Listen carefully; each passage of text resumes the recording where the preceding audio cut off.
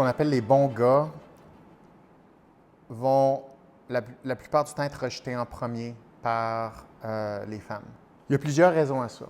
La raison principale, c'est que une personne ou un homme qui a une personnalité avec un fort trait d'agréabilité, donc 5 traits de personnalité, l'un d'entre eux, c'est l'agréabilité, la volonté d'aller chercher l'approbation sociale, de plaire aux autres, de faire plaisir aux autres, s'occuper des autres, s'occuper des émotions négatives des autres, d'aider les autres, sont plus facilement manipulables. D'une part. D'autre part, les gens les plus agréables, les hommes les plus agréables, recherchent l'approbation sociale, donc sont plus dépendants de l'approbation sociale. Donc, ils ont plus de difficultés à autodéterminer leur propre ligne de pensée. Et ça, c'est une caractéristique très importante à développer pour les hommes, c'est-à-dire des hommes qui sont suffisamment solides et responsables pour qu'ils soient autonomes dans quel est le bon comportement qu'ils doivent faire, vers où ils se dirigent, qu'est-ce qu'ils visent, comment ils s'organisent, comment ils prennent leurs responsabilités. Il doit y avoir quelque chose qui est autonome, qui est autogéré par rapport à ça. Une personne qui est hyper agréable ou les bons gars, qui sont typiquement très agréables, comme ils dépendent de l'approbation sociale, ils vont dépendre de l'approbation des femmes autour d'eux. Le problème, c'est que les femmes ne veulent pas ça. Et pourquoi elles ne veulent pas ça? C'est parce que les femmes ont déjà suffisamment de responsabilités. Et entre autres, quand elles vont tomber enceintes, quand elles vont être plus vulnérables, quand ils ont elles à s'occuper, un enfant à s'occuper, plus toute la vulnérabilité et l'aide dont ils ont besoin, on a besoin d'un homme qui est solide. Les femmes n'auront pas besoin de materner leur conjoint. Ils ont besoin d'avoir un partenaire qui est suffisamment solide pour les aider.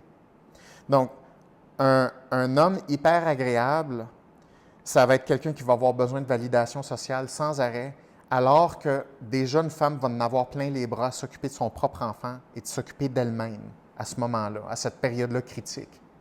Donc, être en couple avec un homme agréable, c'est littéralement avoir une tâche supplémentaire au lieu d'une aide supplémentaire. Et ça fait en sorte que ce ne sont pas ces hommes-là qui sont priorisés au niveau de la sélection.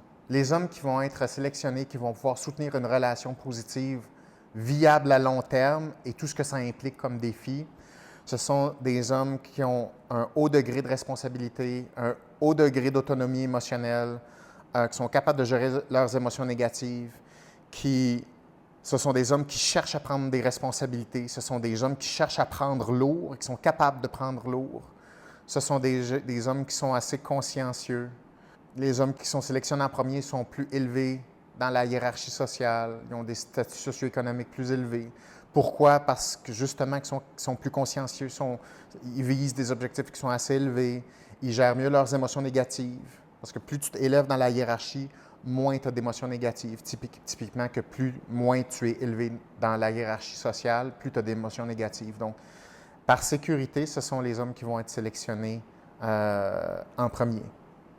Donc, plus tu travailles à développer ces qualités-là, plus tu augmentes tes chances statistiques d'être sélectionné par les femmes. Pour être en couple, en général, il faut que tu te poses la question pourquoi quelqu'un choisirait.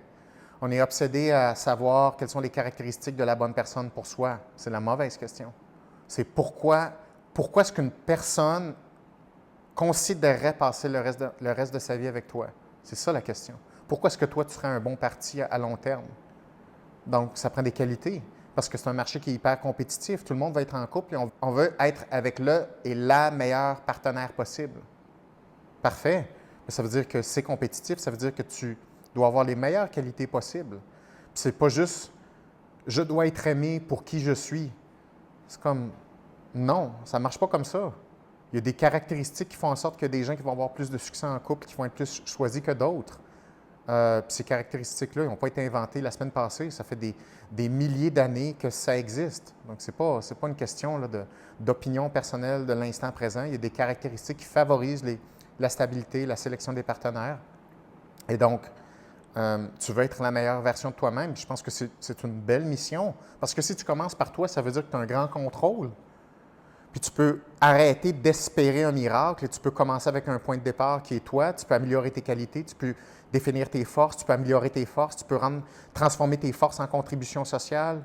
Tu peux t'en servir pour avoir un emploi que tu aimes, avec lequel tu te sens valorisé et que tu puisses contribuer aux autres. Il y a plein de choses super bonnes qu'on peut faire. Puis oui, on veut être en couple, mais le point de départ du couple, c'est pas la recherche de la meilleure personne possible, c'est être la meilleure version de soi-même possible.